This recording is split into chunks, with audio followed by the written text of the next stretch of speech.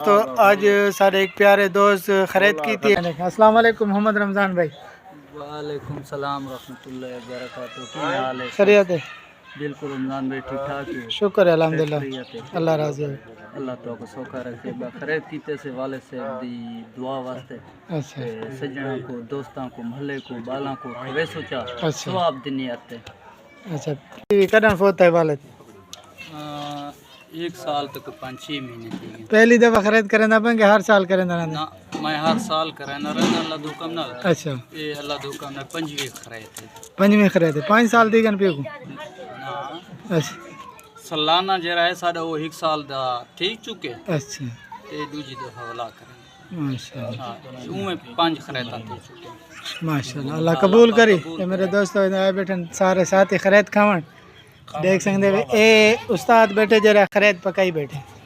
अस्सलाम वालेकुम उस्ताद साहब। वालेकुम सलाम। की में हाल है? सही खैरियत है? तुम साल लो ठीक ठाक तकड़े बताओ। तबीयत चंगी है अल्लाह पाक खुश रखे। के जे चावल चावल जे निजाम दे को याद है जे निजाम दे बना देने आए ते चौका खर्चा गिंदे खड़े वे खर्चा जेरा कोई दे बेचा खरे तफी सबीला पका रहे ने। अच्छा तो कोई सदवावे ता राब्ता नंबर सदा है 0342 755 1124 पक्का नंबर हो। नंबर है।